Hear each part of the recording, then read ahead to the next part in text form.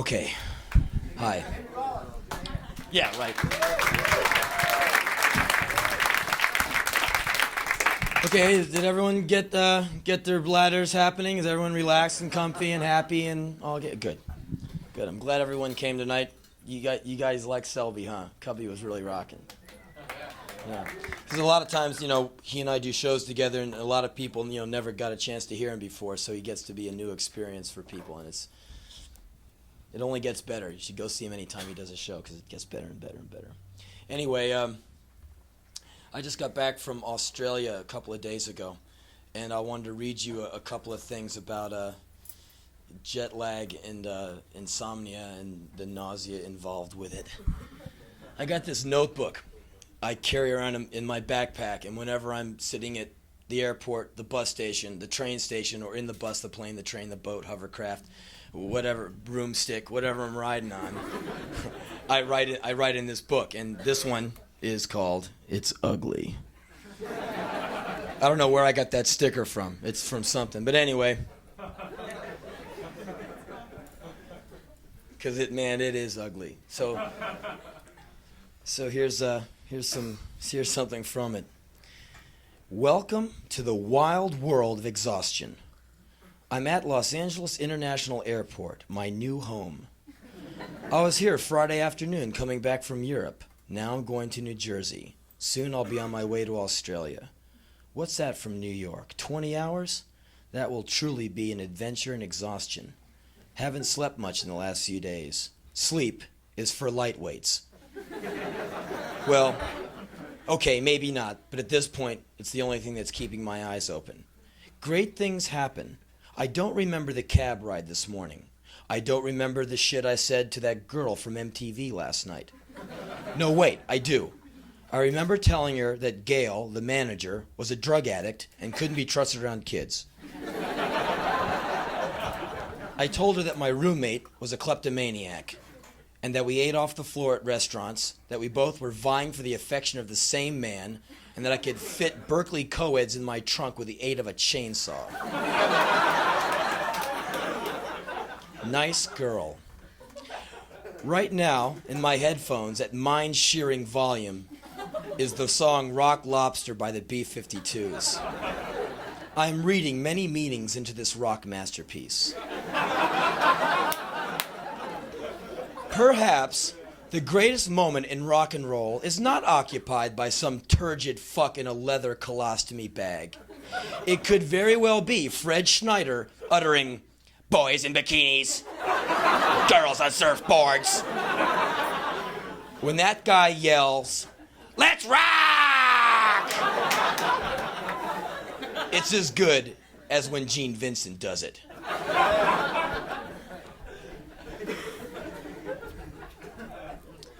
And this is a tribute to the Trenton, New Jersey train station. Times are changing. Seems you can't depend on anyone's anything anymore. Prices going up, music going down the tubes. Who can you trust besides yourself and Madonna?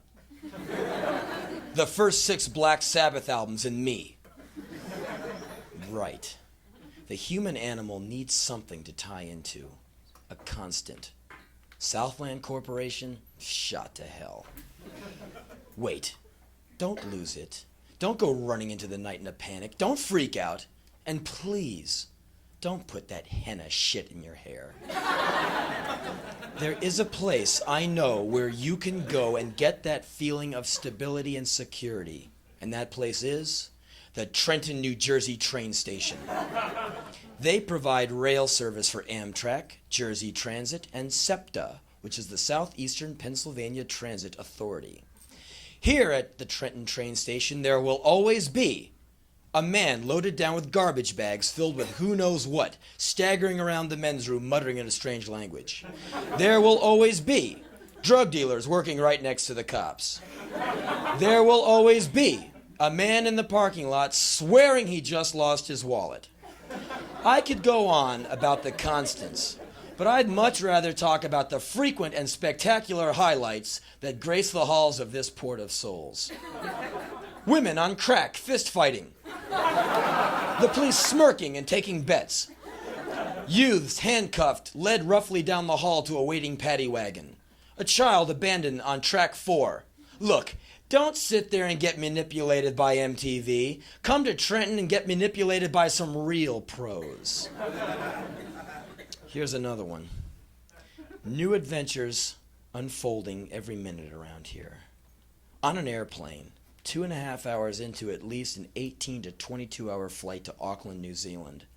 The plane is packed full. A real cast on this one. Check me out. The flight attendant, Mary. Her hands are filthy. Nails chipped. A man asks her for a glass of water. She replies, "Oh, I'll see if I can make you some." I craned my neck to watch her make water.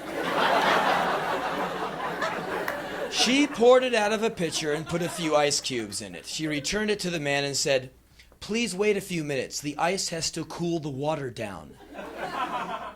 The man in front of me has a small circular bandage behind his left ear. A hunting accident? The woman across from me sings when the plane hits turbulence. The woman next to her is jamming on the alcohol. The young killer Marine ahead of me crossed himself as we were taking off. Yes, son, God loves Marines. That's why he blows them into little pieces all the time. Life is a whirl. And this is like about 15 hours later.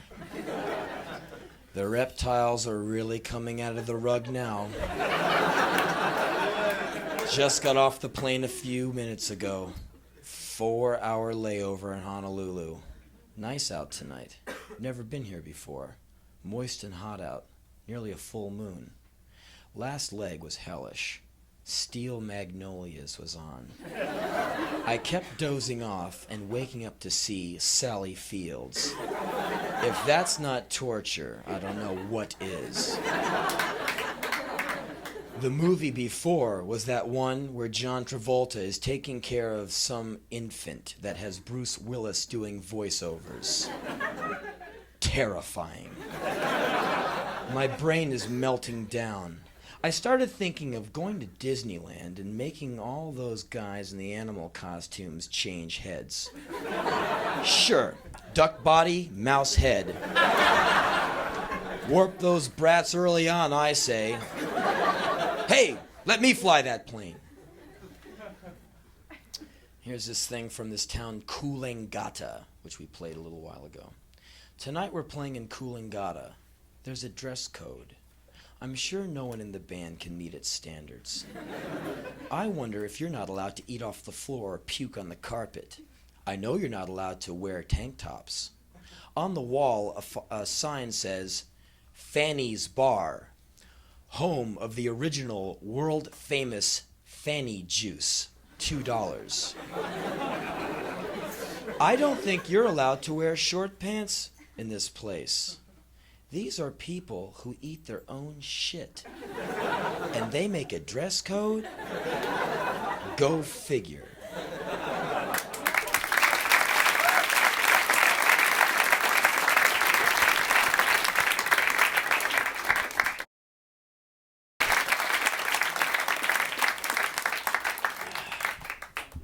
There's this idea I've been thinking about a whole lot. I spend a lot of my time, my waking hours, under the spell of ignorance. It's ignorance is like one of my ignorance and depression is like my operating modes. Either I'm like or I'm like so. And much ignorance is due to misunderstanding, where someone says one thing and it's taken as another thing, or someone does something, and I just wanted to tell you a couple of instances of misunderstanding that I went through that maybe you all might get a kick out of or identify with. A few months ago, I was going through the New York Times in New Jersey. I'm just like reading through it, and I see this picture of this man standing in what looks like a hallway, and he's got his hands up around his head like this, like, and at his feet is like all this black shit, like black paint all over the floor. And so I go, oh, this looks kind of weird. So I read the article, and the article, here's what the article is about. The man in the picture is the father of a boy. The black shit on the floor is the boy's blood. Okay. Now, the day before the picture was taken, his son, this 20-year-old boy, was running around the house with 2 knives, going, I'm going to kill myself, I'm going to kill myself. He's got these 2 knives pointed at his chest. Dad doesn't know what to do, so he calls the cops. The cops, 2 officers come to the scene. The boy moves out into the hallway. The sister follows. She witnesses the whole thing. The cops say, drop the knives. And the guy has the knives pointed at his own chest saying, I'm going to kill myself, I'm going to kill myself. The cops take out their mace the kid in the face. The boy drops the knives, puts his hands to his face, and bends over like this. From a distance of 5 feet away, the police officers took out their service revolvers, and between 2 officers, 11 shots were fired. 9 of them hit the boy's body. Now, we don't need to be rocket scientists to figure out what a .38 slug does to a human body at that range. If you want to know what that looks like, go to McDonald's, pull back the lettuce, and look down. That's what it looks like. So, you've got a young, skinny boy with 9 bullets in his ass. Oh, you're not going to believe this part. He died. So you figure, at some point, these policemen are going to have to answer to some authority. And I was just trying to think what that would be like. The courtroom scene, I could see the judge. All right, you 2 guys, what's all this shooting business? And I could see these cops like, well, why? Why are you so mad? Well, you shot a guy 9 times from a distance of 5 feet. He had his hands over his face, and he was under the influence of mace, and you shot him 9 times. Yeah, well, Your Honor, you weren't there. You don't know what happened. We were doing the right thing. He had these knives, and he said he wanted to kill himself, and our duty is to protect and serve. And if he tried to stab himself with those knives, he might just injure himself and not kill himself. And shucks, we got these big-ass guns you gave us, and we figured we would just, blow his ass away, and that's how we would be serving him, because he wanted to die.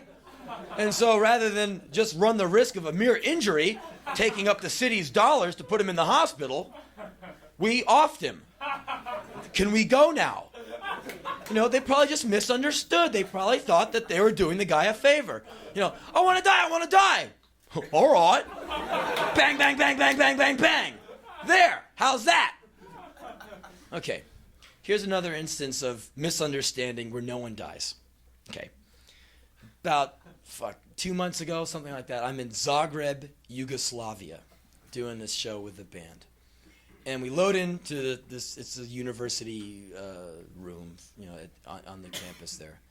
It's Zagreb U or whatever. Yeah, but hang out at ZU. So we load in, and there's no PA on stage. And it's kind of late, and you're going, where's the PA? The sound system. I go up to the promoter.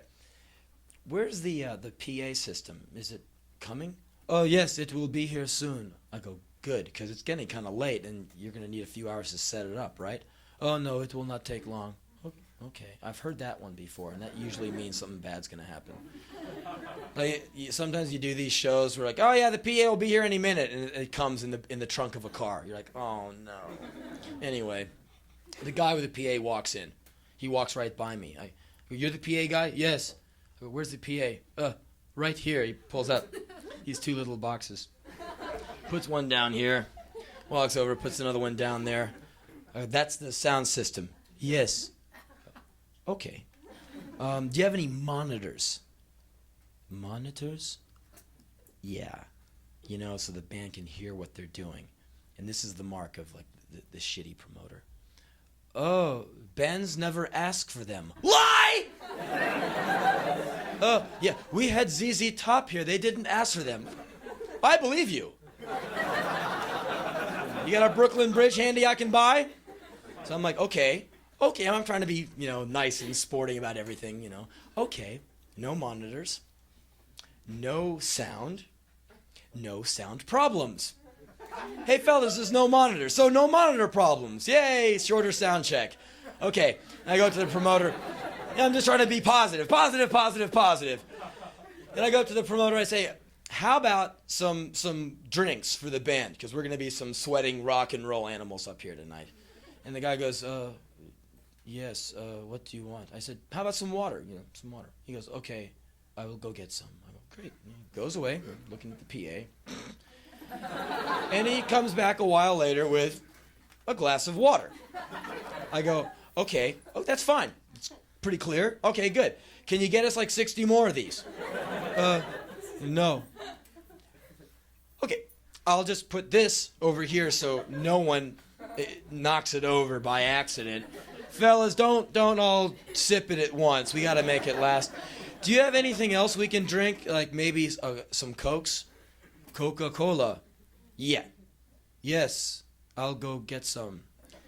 Comes back a while later with a single bottle. Here it is. I'm like, okay, I'll put this down next to the water, just so we know where all the liquid refreshment is. We have it in one place to avoid confusion. Put it down. Very good. So a little while later, we're rocking out, having a great old time. Place is packed. Everyone's hopping and bopping and popping, doing the rock and roll thing, and we're playing away and having a great time there. No sound system, no problems. Don't even need a microphone. Just scream over it. Anyway, we're playing away, and this big thing of spit flies through the air and lands on my chest. This big one. And it's going down my chest. And, man, getting spat on is really gross. I mean, I don't know what you all do for a living. I hope it doesn't entail the occasional big thing of spit on your body, because it's really depressing. So this big thing is going down my chest, and I'm looking at all the little food bits in there. Oh yeah, it's so big I can just pick it off and just kind of. What do I do with this now? And it's like, okay, someone out there is a real asshole. Okay, so now I can't play 160% like I wanted, because I got to keep one eye open for spit person. Because you never know. It could be spit, and then it could be that bottle, they have to go wait in line, get a bottle, come back, and bean you in the head with it. But you don't know. You only have to get cacked in the head once, and that's all it takes to bum you out forever. So anyway, I'm going, okay, I got one eye open. This half of me is rocking. This half is going for projectile recon. So I'm half rock animal, half recon mission. So I'm like doing it as good as I can, and I see a spit thing flying, and it hits me again. I see the general direction. I go, okay, I see the vicinity of the perpetrator, and it hits me again, and I look down, that same telltale food pattern in the spit. I go, okay, I think we've got the same guy. And so I'm kind of like aiming myself over here, just so I can look. And wad number 3 comes. I see it, and I see the person who does it, and I see him because I see his lips pulling back as the gob is flying, and I dodge it, and I go, okay, and I check this guy out. It's a male. He has a mohawk haircut, and you've seen them before. Usually it goes down the center of the head to the back. This guy, his started here, kind of went over here, zigged up here, zagged down there, and kind of ended in this kind of furry patch down the side of his neck. And I don't know, at first I thought perhaps he's just being kind of roguish, like wearing a hat to the side, kind of having my mo on the side, kind of like, or perhaps the guy was on airplane glue when he went for it, I don't know.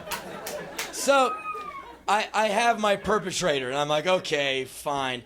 And we're playing away, and we're just doing all the normal songs we do in the set. And we hit one song in the set where all of a sudden everyone in the whole place knows it. I don't know why. I think it was rock woman, send me to hell tonight. I think that was the one.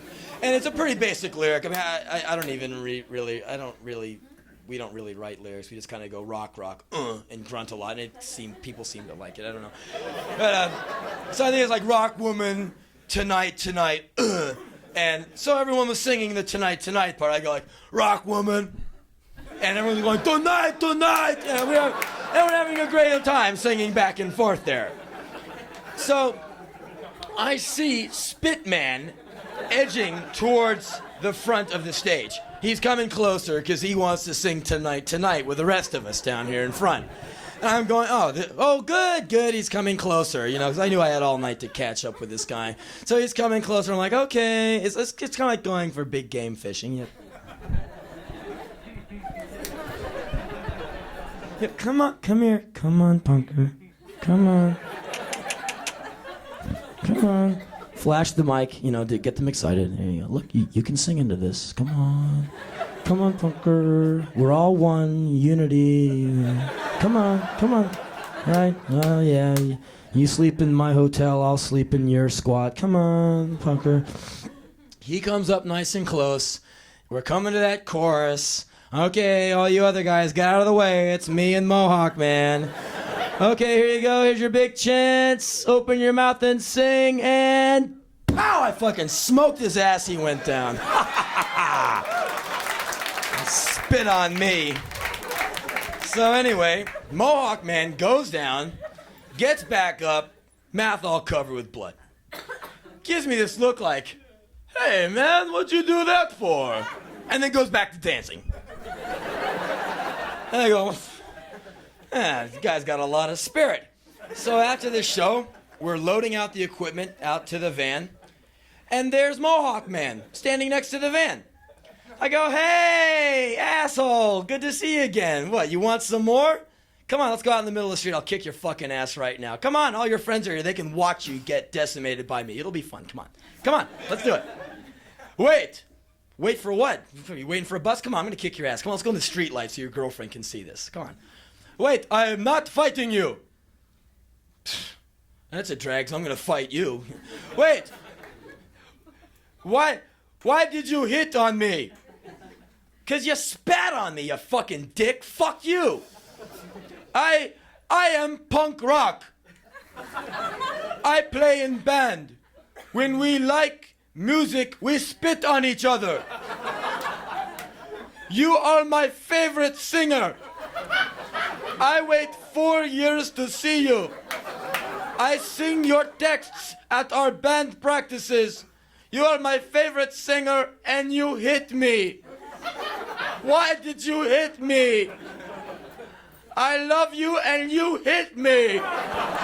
And all of a sudden I go from like, yeah. I am 29 years old. I'm sorry.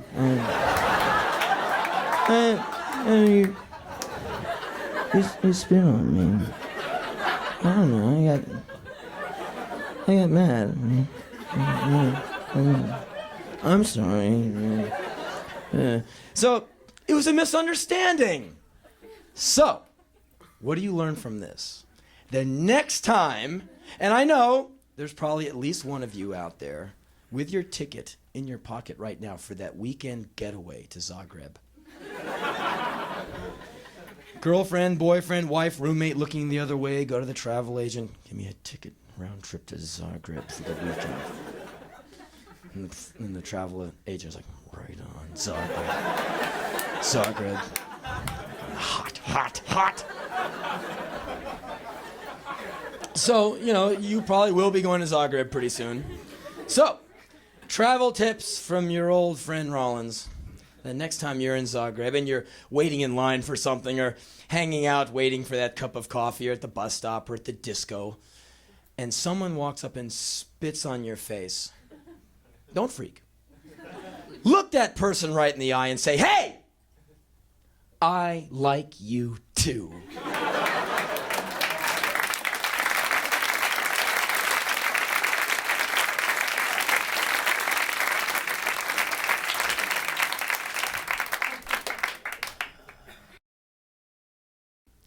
I'm glad you're sitting. This is really fucked up. This is a story, and the story is called I Wish Someone Had Told Me.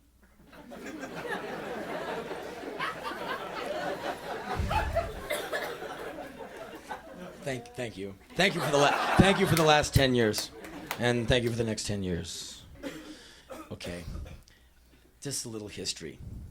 I went to this all-boys school, 6th grade, 7th grade, 8th, 9th, 10th, 11th, 12th grade. The first few years of this, I was strung out on Ritalin, which is a drug. Have a headache, you take aspirin. Have a child who is like crawling on the ceiling, you give him Ritalin. I mean, they're just finding out what Ritalin does to people now, because everyone is now my age going out and like shooting people in the head. So, but back in the old days, they would just go, oh, your child thinks he's Ted Nugent. Here, give him one of these. That'll calm him right down. And what Ritalin does, Ritalin gets you so hyped that you just shut off. It's like a wheel on a race car going so fast it looks like it's barely moving. So you're like, wah, wah, wah, and they give you the Ritalin, you're like, wah, and you're like, are speeding like a jet, and you are a total robot. Sit down, I obey. Read this book, I read the book. You read the book, I sit and wait for further instruction. For the first year and a half of school, I did not even see the cafeteria because it was in another part of the campus. I didn't go because I was not hungry. I sat in study hall and just would grind my teeth, eating the dictionary. I wait for 5th period. I was just like out of it. So one day I eventually threw the pill out, hit lunchtime. I was like, my God, I'm hungry. And I went and ate. My grades went, but I had a lot of fun after that. But anyway, imagine a school. You got all these boys with their military haircuts, some of which are trying to get to West Point, some of which are trying to get to the Naval Academy. It's a school for like undisciplined youth. If you have a problem child, he's crazy, he's violent, he's an asshole, cheats on his tests, send him to this school and they'll fix his little wagon. So I'm in the school with a bunch of fuck-ups. We're all like disciplinary problems, rich brat kids, just idiots. We're all this crazy. And so we're going through school. We all hit puberty. All of a sudden, all of our hormones are just like, you're just crazy, Male on hormone is just bad. And in a school where there's nothing but males, it's just crazy, man. You're a sophomore and everyone is walking the halls like, and in our school, they were very uptight. There was no activities, no classes outside of math, history, chemistry, mechanical drawing. There's boxing, there's stuff like that, but there's no sex ed, no real art, none of that. Oh, what about a sex ed class? Shut up! Oh, okay.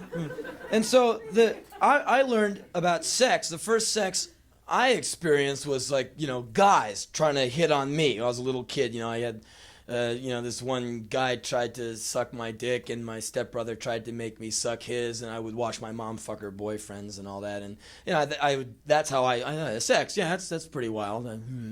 Kind of weird. I don't know. So, but when I got to the age where I was really interested in trying it out myself, I didn't know any girls. I didn't know what they were like. I didn't know how to talk to them. I never would see them. I would go to school, all boys, bus, all boys, go to work, and then go to do the 4 hours of homework. And then I'd get unleashed in the summer just to go stand around and wait for school to start again. So I hit this part of life, and I'm just like ignorant to women. I'm like, what? And I'm going home from school every day and seeing girls on the street just like, and not being able to, not just having all this energy and all this, and not understanding where to channel it was just crazy, because you don't know why you're doing what you're doing, and you wouldn't know what to do if you could do what you wanted, because you don't know what the fuck you want to do. Right. So I would go to these dances. They have these dances on Friday where they, you might not remember. They would have like these cover bands, these huge bell bottoms. You've got The boys plastered to this wall. The girls plastered to this wall. Some brave couples would be in the middle kind of doing that high school white boy-girl dance, kind of like, they don't know what to do. They're dislocated from their hips. They don't know what's going on. And the band is on stage doing the radio songs from the day. And of course, each of these dances culminates with the last song, the slow dance song, which is, of course, Stairway to Heaven. That's the way it was done. Okay, so I would go to these dances, and my mom was like, "Oh, so you're going to one of those dances?" And being defensive and ignorant of women, I would have to put the whole thing down to justify it. Yes, I'm going to observe these pathetic people. Pah! I'm going for a laugh is why I'm going. I had to make it like something below me. I would go into that place just terrified, like rigid, at attention, against the wall. Just like, well, I wish I could do that. Idiots, fools. Pathetic. This girl one time walked up to me and goes, "You want to dance?" I nearly swallowed my tongue.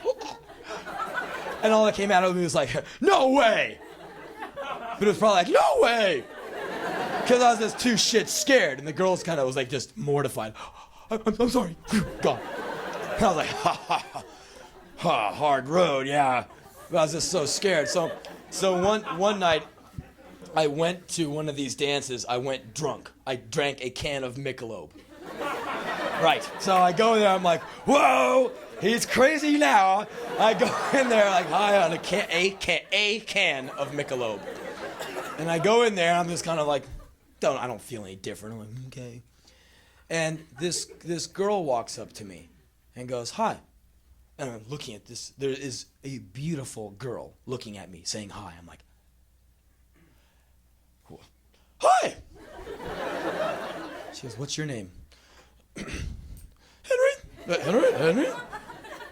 And I couldn't even ask her name. She goes, "Hi, I'm Fran."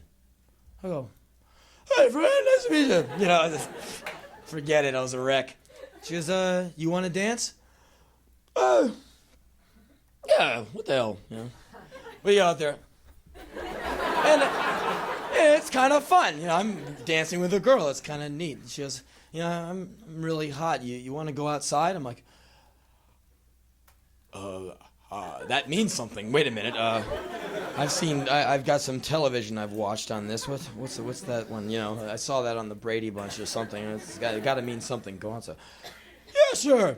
I'm terrified. We go out. She's like standing there. So, what do you do? And at that age, you have nothing to talk about because all you do is go to school. I take a little history, little math. Got about 8, 9 hairs on my dick. You have nothing to say. So, what do you do? Well, I take classes. I go to school and ride horses and. Oh, really? So, what music do you listen to? Fleetwood Mac, Alan Parsons Project. What do you listen to? And I'm just trying to be down with her, Oh, Bruce Springsteen. Well, I never did. Yeah, I like Mac, No, because at home I had Ted Nugent, Little Zeppelin, had that first Devo album going, just starting that transformation, getting my feet on that board to ride that new wave. Just in the stages of paddling out at that point. Checking it out. So, you want to go in and dance some more? I go like, yeah, sure. I'm feeling kind of loose with this girl now. We've exchanged names, and she's really nice, and she's really beautiful. And so we're dancing, and we get to the stairway, the slow dance, and put my arms around her. She puts her arms around me, and we do the slow dance. That thing. And before I know it, this girl just kisses me. I'm like, because I've never really kissed a girl. And, within 0.2 seconds, I'm an expert on kissing. And the song is over. We're still standing there. And we crab walk outside, our mouths attached. Outside, spittle running down our necks. And I'm like, wow. And you know, finally pulled apart by the referee, and something happened. A bus was coming at us or something, and yeah, you want to go out sometime? And then she goes, yeah, sure, here's my number. Why don't you call me tomorrow and let's go out next weekend? I'm like, really? She's like, yeah. I'm like, wow, you know, a girl kissed me, I have a date, a phone number, fuck, life is beginning. This is gonna be great. I couldn't believe it. I'd made contact with a girl. She was pretty, she likes me. I have kissed a girl. I float home. I'm like, wow. That, you know, this is great, man. Fucking A, I'm happening. I go to school that Monday like, you know, you're gonna have a different dip in your hip, you know, because you've been around a little, like a little huskier now. So, you know, word gets around that the school freak, you know, hey Devo, heard you got a date. Yes, that's right, I do. And I cannot wait for the next time this school has one of those dances so I can bring this girl and just fuck these guys up, because they're always like, you snake freak. You know, I had all these snakes. You know, what do you do? Oh, go home on the weekend and play with your snakes. Ah!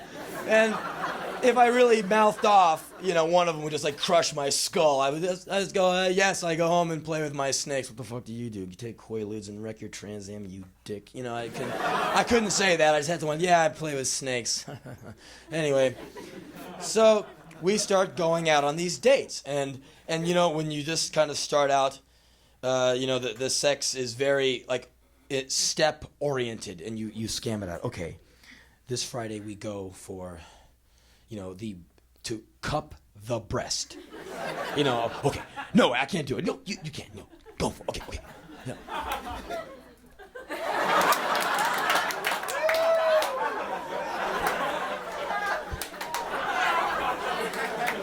And then the next weekend, you know, stereo.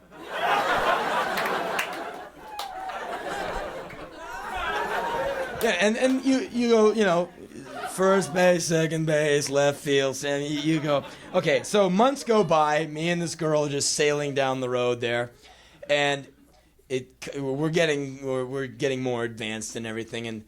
And she goes away for this Christmas vacation, and she comes back like all tan and just looking all extra super gorgeous and everything. And we go out on this date.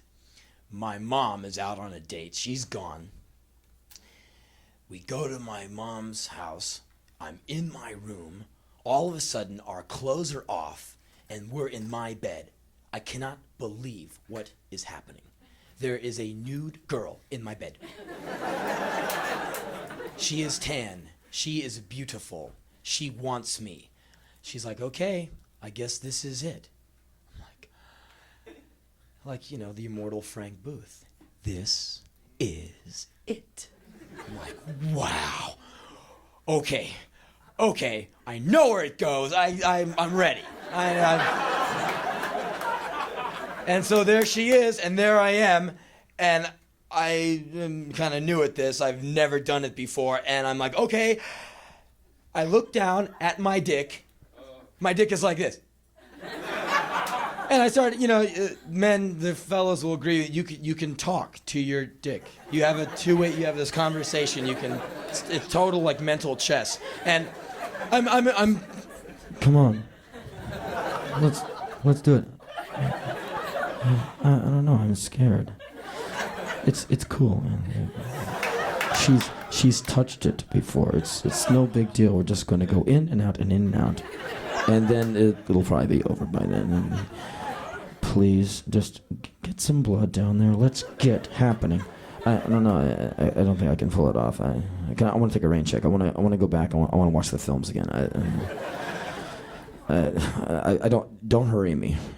Go. No, I'm sorry, man. I just can't do it. I look at Fran. I love you. She looks at me, just a very nice girl. She goes, okay. Yeah, I found out later she'd been around the block a few times. You know, she's kind of like, okay, that's okay, Henry. Let's put our clothes on and go do something else. I'm sorry. So the next week, I managed to do it, Okay, let's go. And then my dick is like, right on, man. Bing. And it was just like major revelation in my life. After that, I was a maniac. Me and this girl are going down the street. I'm like tapping her on the shoulder. She's like, no. Well, look, there's some bushes over there. Get off me. What about that phone booth? No. It's been 4 times this morning. I hurt. Leave me alone. Well, okay, how about after lunch? Get away from me. Okay. I was just crazy, man. I was like, just relentless. I'd see that girl, I'm like, ah. And so anyway, that relationship just goes, we break up. And so anyway, I graduate from high school, no girlfriend, out on the streets, a high school graduate, and no girlfriend, still no real knowledge of girls, how to talk to them, how to relate. Because I got lucky, one hit on me. One came up and said hi. I didn't do anything. I just was kind of there for it. So here I am out on the loose with like total still ignorant. So I'm out there, watching these punk rock shows, going to do all that and everything, and all my friends who went to public school, boy, girl, reality, they're all just normal functioning human beings. I'm kind of like 21st century schizoid man, So anyway, one night I'm at this show, watching this band, and I go into the men's room to take a leak, and I finish the leak, and I turn around, and there's a girl standing in front of me. And I'm like, oh, a girl in the men's room. Hey, I think you can't you read? You're in the wrong room. She grabs me, pins me up against the wall, starts kissing me, mauling me. I'm like, wow, there's this girl, on me. I'm like, oh, okay, I remember I did this a while ago. And she's much younger than I am. She's like 14, and I'm like 18. I'm like, oh, all right, cool. Because, whoa. And she says, take me home. I'm like, all right. Go to my car, a VW, stud mobile. And we go to her house, and we get out. She goes, we have to be really quiet. My mother's sleeping. I'm like, okay, this is kind of cool. We're like, tiptoeing down the hallway to her room. And that's my mother's room. Shh, okay. And you can hear mom breathing. We get into this room. The girl sits me down on the bed, starts pulling my clothes off. All of a sudden, I'm naked. She still has her clothes on. I'm going. She takes off her clothes. Moments later, we're in bed. I look down at this girl, a beautiful young, I'm in bed with a nude woman again. A beautiful young nude woman who's just groping me, way more sexually aggressive than I am. I'm kind of like, whoa, and this girl's like, on me. And you guys have endured this pain. I know you have. A lot of girls think that if they just grab your dick and just pull it or just do anything with it, that feels good. And you try and be polite, and inside it's like, oh, god damn it, and you're trying to, and trying to maintain an erection while someone's like,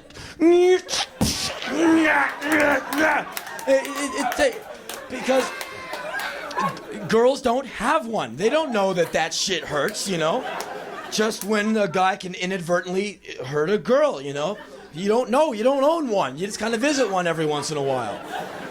So she's like, I'm like,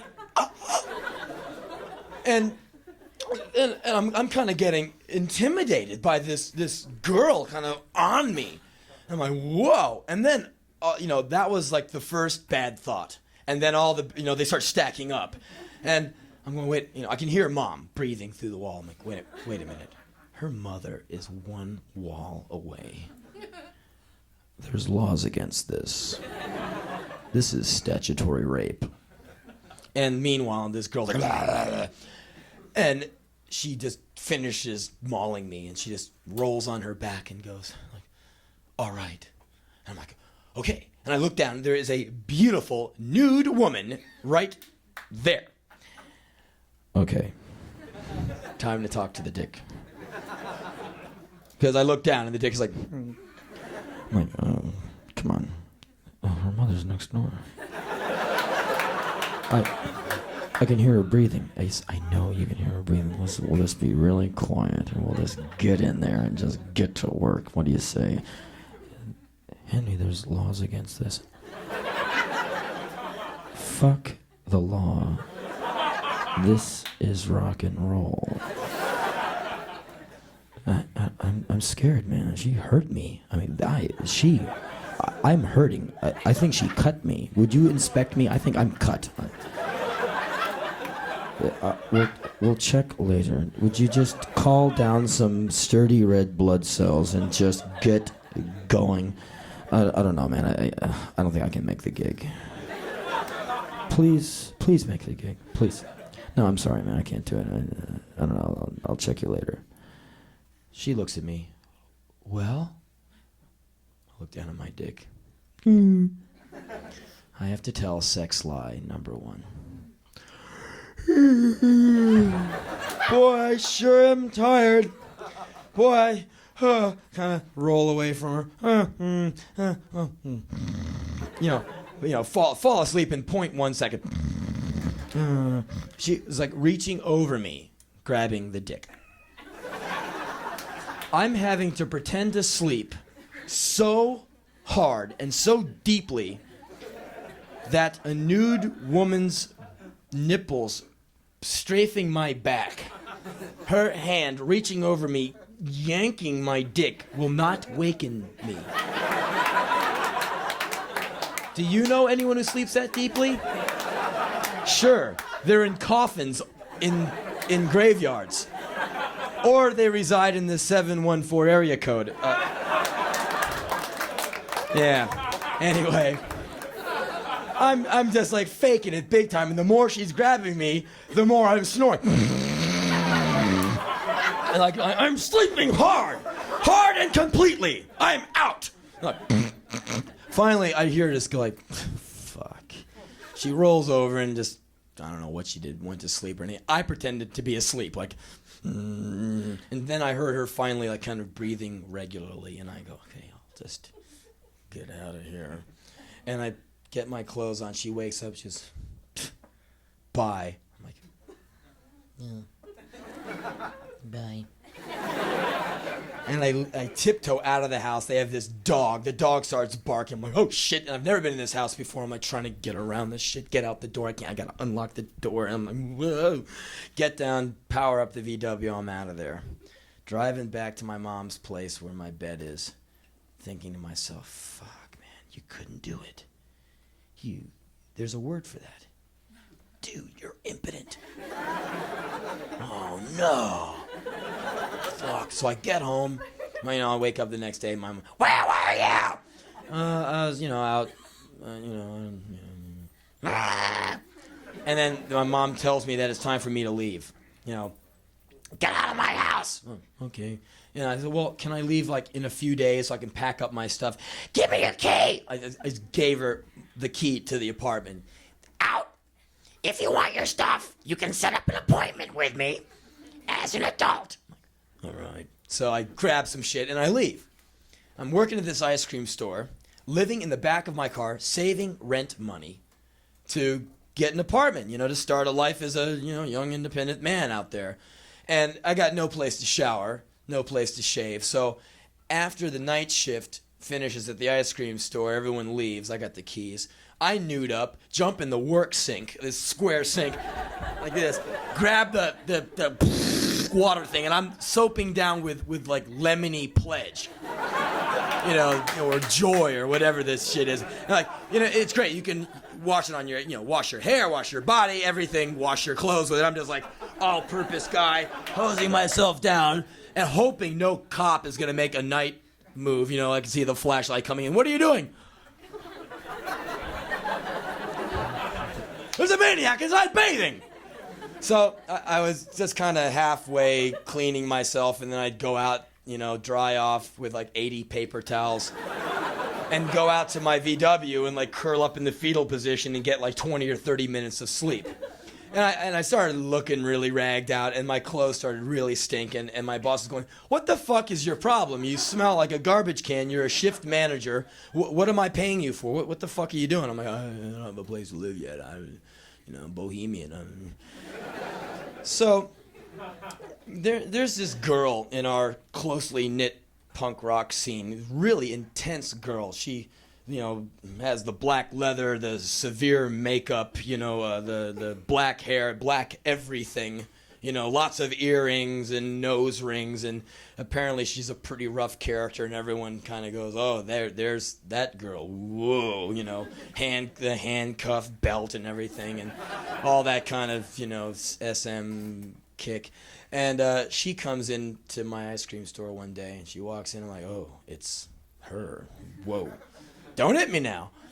And she goes, "Here, you don't have a place to stay." I'm like, "Yeah, I'm living in my car." She's like, "Well, look, I got an apartment. If you want to stay there for a few days, get some real food until you find a place to live, I'll give you my address. You can come by."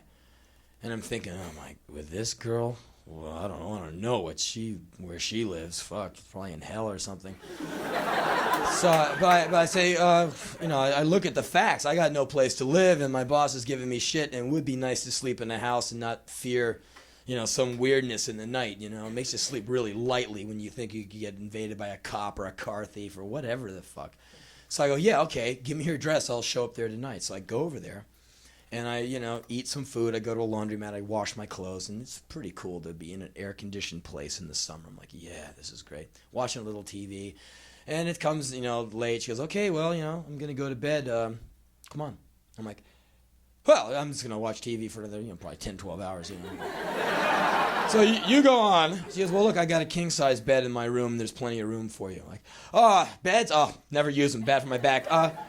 Hey, it's a nice pile you got. I'll just sleep here on the floor. Just give me a blanket and a pillow. I'll just curl right up in front of the TV."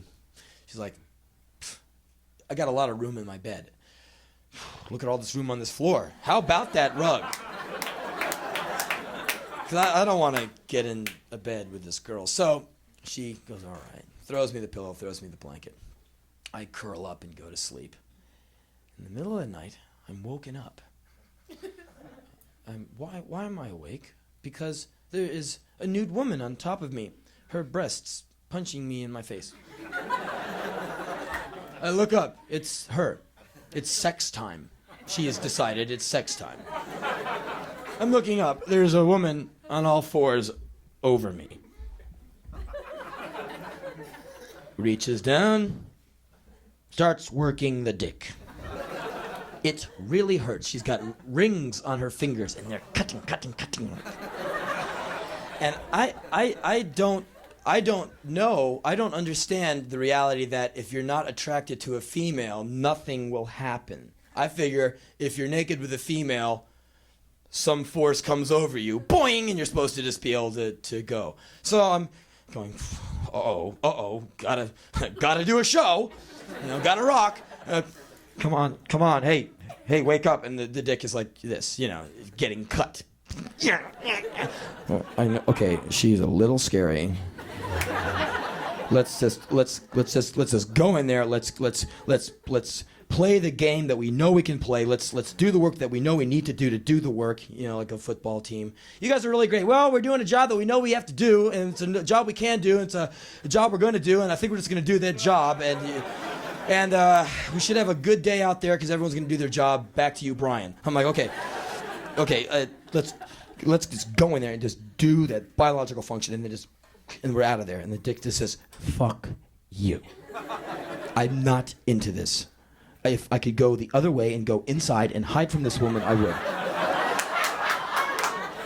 So I have to invent some reason why my dick is just limp.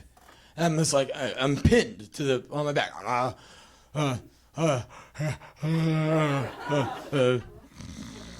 And she's like this big woman on top of me. Can't do anything. Oh boy, I'm really cutting that wood now.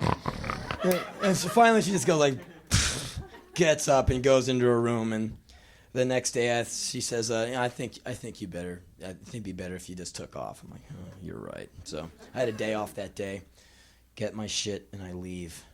And in my mind, I'm a wreck. I can't function.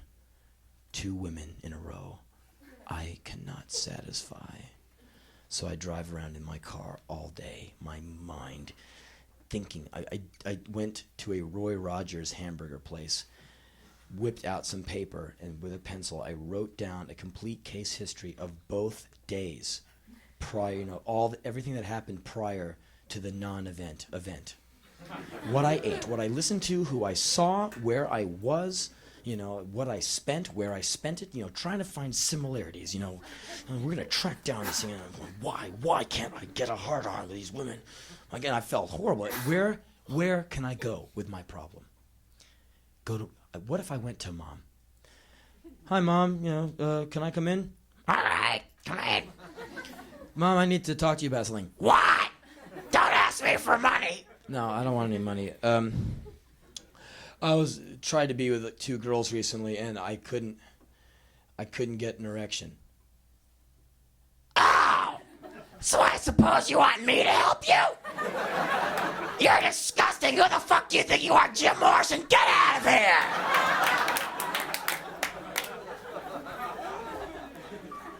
I'm gonna go over to Dad's house. Dad was great with the wisdom, a pearl. Here's a dad pearl. Don't grow your hair too long. People will think you're a faggot. Another awesome one.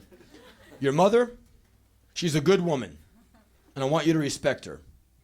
But she's a nigger lover, so don't take her too seriously. Okay, Dad. So what if I went over to Dad? Hi, Dad. Takes the cigar out of his mouth. All right, you kicking ass, kid? Well, moderate ass. Dad, I was with a couple of girls last week. Right on, kid. Fucking A. Well, I couldn't get it up, Dad. Get out of my house, you faggot! Can't go to my dad. Can I go to my circle of friends? Hey, fellas. Hey, Henry K. Possum, man. What's up? Hey, guys. Hey, I want to rap to you for a second, guys. We've been through stuff together. Yeah, sure have. We've been through a lot of life, a lot of scrapes, years growing up together. Yeah, I trust you guys and you trust me. Yeah, of course, man. Well, yeah. This the other day, it was kind of weird. I was, with these 2 girls and I couldn't get a boner. Now, do you think those guys are going to go like, hey, man, it's cool. Sometimes you just can't. It's nothing to worry about. Just relax, and maybe you do it next time. Or don't even think about it. Sometimes it happens. Main thing is, don't worry about it. You think they're going to say that to me? No. I think all you're going to see is a bunch of young men jumping onto their backs, arms and legs flailing in the air. You'll hear the sound of choking laughter. I can see them all getting up. Hey, Henry! Hey, get away from me, man! Hey! Yeah. Henry! Hi, Henry! Henrietta!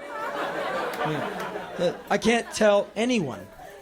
I don't even know where to go to get any information from a book. I can't go to a library to go to the sex section. Look, there's someone in the sex section! Pervert, you goddamn pervert! I'm like, where do I go? All I have is my ignorance, anxiety, and depression. And so for the next 18 months, I do not touch any women because I am terrified of getting to the crucial moment and hitting strike 3. As long as I do not engage with a woman, I have the hope that I will someday engage with a woman, But if I go for it and I can't do it a 3rd time, I should probably just go incinerate myself. That's what's going on in my brain. Because I was just ignorant and really terrified. I was just, fuck, I don't work right. I don't function, and I just didn't know.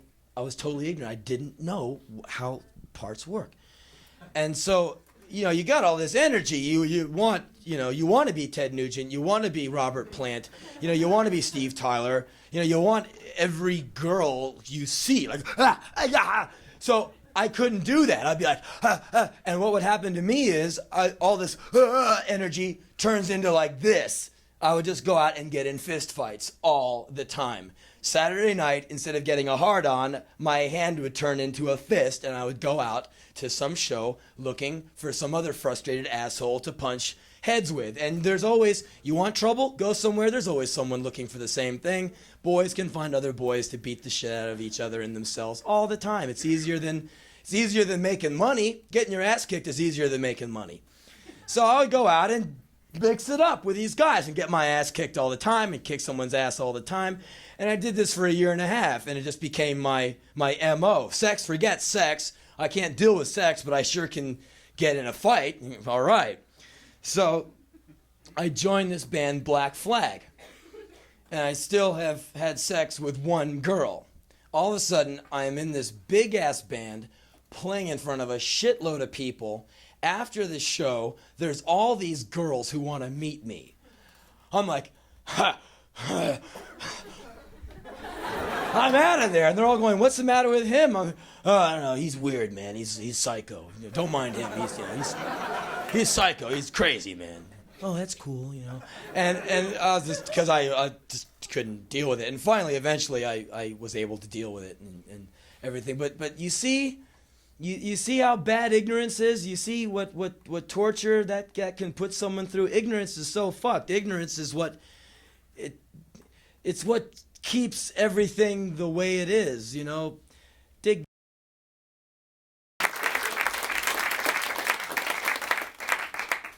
Here's a travel story. It's a tip for travelers. This is a tip for travelers young and old. Whether you're going to Virginia or Venezuela, Lynchburg or Lisbon. The name of the story is called, fellas, Leave Your Dick at Home! Years ago, my mom, I used to live with Mom, back when Mom was a dish-throwing, wine-drinking, chain-smoking, Mia Farrow clone. She was insane, man. This anorexic, crazy, cursing demon woman. I never wanted you. Just crazy, man. Throwing shit, just like, I'm like, you had me? I'm gonna have your tendencies when I get older? Shit. Take me back. Anyway. She is into art and painting and literature and classical music and all this wonderful stuff. And she's, reads art books, everything on churches, paintings, frescoes, statues, sunken ships. I mean, she's like book mania. So she studies Greece for 3 years. She knows Greece. She knows more about Greece than Greeks, man. She just got it down. Every fucking island, everything. She books this vacation so she can go to Greece and go to see, Pompeii, Mykonos, Santorini, Crete, everything. So she's gonna go, and she's so excited. I'm going to Greece. I'm going to Greece, and you're going to summer camp. Okay. One time she went to Mexico to go see the pyramids or something.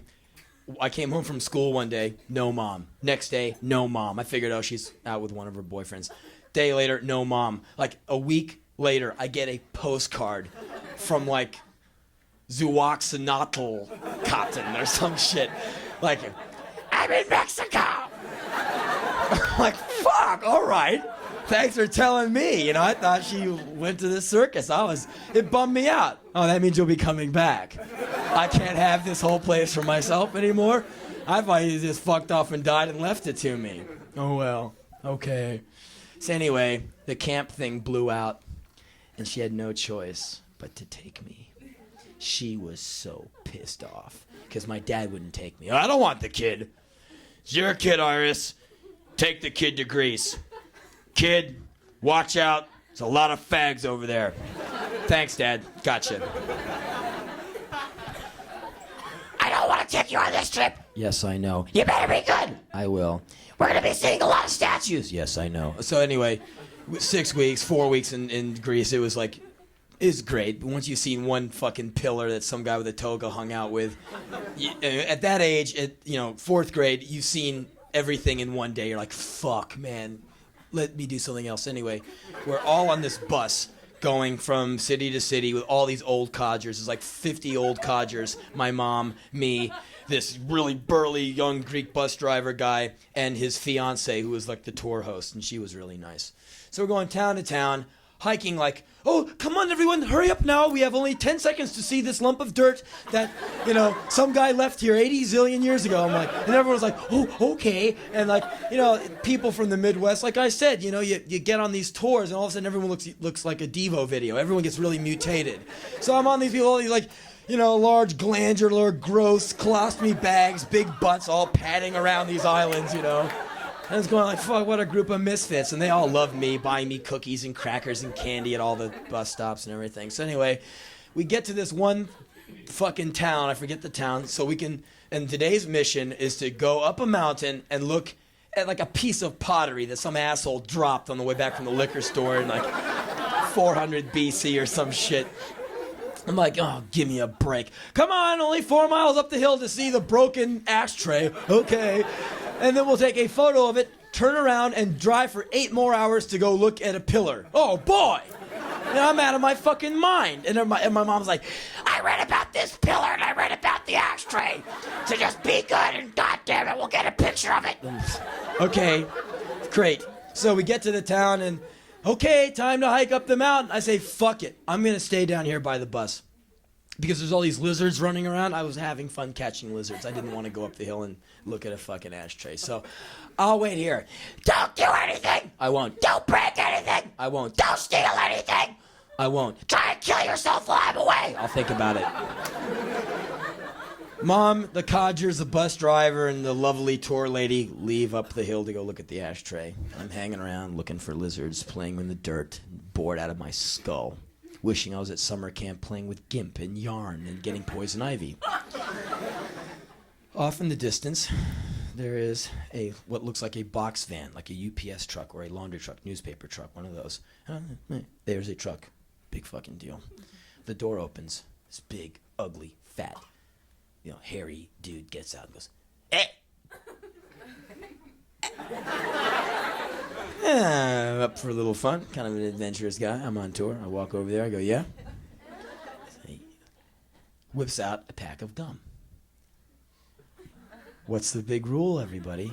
Don't take candy from strangers. You've got that one embedded in your head. And I reached out my hand to say, sorry, I don't take candy from strangers. He took my hand that was going, no, no, no, grabbed it, pulls me into the truck, slides the door halfway shut. The guy was a magician. In like 0.5 seconds, my pants and underwear were on by my ankles. And this guy is trying to pull my hairless, tiny little dick towards his mouth. It's like, he's pulling my ass towards his big, hairy face. I'm like, ah! There's this guy sitting on like some pile of garbage, like, ah! And here I am about to be consumed by like someone who doesn't really attract me all that much. And I was going, ah! Ah! Like, it's terrifying to have some big guy. I mean, I wasn't used to men trying to go down on me. No. So I'm like, ah! Ah! This guy has his hands on me, and I'm just trying to wriggle free. I'm just freaking out. So finally, I just twist away from him. And I got my pants, it's kind of silly. I got my pants down here, and I go out of the truck like, ah! And the door opens, I fall like a sack of potatoes out of the truck. And I'm on there, I pull my shit up, and I just kind of go staggering away from the truck. He doesn't come out. And I just stand there like, just crazy, I was just like really terrified. And like when you're young and you cry at a birthday party and you try and cover it up, like when you lose the game, and you're like,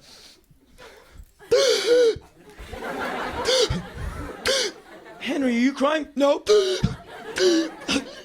Yeah, you start spazzing. Oh, you're crying. No, I'm not.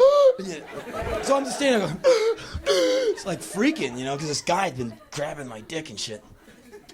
And one of the old codgers didn't make it up to see the ashtray. She kind of turned around and said, fuck the ashtray. She came down. I'm like, Henry, are you okay? Well, what's the matter? I explained to her in some gibberish, fourth grade language that some man had touched me in that truck. And so she's like, oh, you were molested. And I'm like, when you're young, new words are kind of fascinating. Excuse, I was what? You were molested. I was molested. And it's kind of like this new kind of, I was molested? Well, she got a t-shirt. I've been molested. All of a sudden this new big multi-syllable word pertained to me. A new present. I've been molested. I was into it. Ha! I've been molested. I was still pretty upset, but I picked up a new word. I've been molested. I've been molested. I can say it and be real. I've been molested. I just start repeating it. I've been molested. I've been molested. Well, when you're molested, the first thing you should do is tell your mother. This woman is all helpful and everything. I'm like, and I look, and coming down the mountain is everybody. They all saw the ashtray, took the picture, now they're hiking back towards the bus. And there comes Mom, and I'm like, freaking out again, because now I know she's going to get all intense when I tell her that, I've been molested. So everyone comes down, and they're like, oh, I'm like the little grandson they all wish they had. Like, oh, Henry, are you okay? I've been molested. I've been molested. And everyone's going, where do you learn a word like that from? And they look at my mom. What are you teaching him? My mom, you what? I've been molested. I've been molested. I've been molested in that truck. I was molested in that truck. What did he do? Well, he touched me. He touched your penis. When you're a little boy, Mom always makes you learn that word. Make sure you don't catch your penis in the teeth of your zipper. It hurts. Hold your penis. Don't urinate on the floor. Hold your penis and put it in. You hear the P word a lot, so you get kind of loose with penis by age at least age 4. You're down with penis. So he's like, that man touched your penis. He molested me. He molested me. He molested me and touched my penis. Yes. True. Yes, he molested me and touched my penis. Now I got this like multi-syllabic, mantra going. He molested me and touched my penis. And like now everyone in the whole, it's like a little township, a little, town circle, all the little shops there, all the tourist traps. And what do you do if you're a Greek in a small town waiting for the Greyhound bus full of old fucks from, Kokomo to come in? You bide your time and you wait. Or you look at the crazy little white boy shrieking at the top of his lungs. Everyone is coming out of their stores and they're all mingling with the old codgers. And in the middle of the circle is me and my mom screaming at me, hitting me.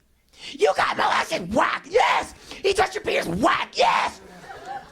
Don't tell the tour guide and the bus driver, say, I've been molested, a man touched my penis. I'm like, okay. And I go up to Michelle, the bus driver, like, I've been molested, a man touched my penis. And she goes up to the bus driver, fiance, boyfriend of hers, this fucking hellish guy. Greek. He just looks at me and goes like, oh, happened to me too, Goes over to this truck, pulls this dude out of the truck, proceeds to beat the shit out of this man in front of everyone. Just like head into dirt. Just like, you filthy penis toucher, you molester.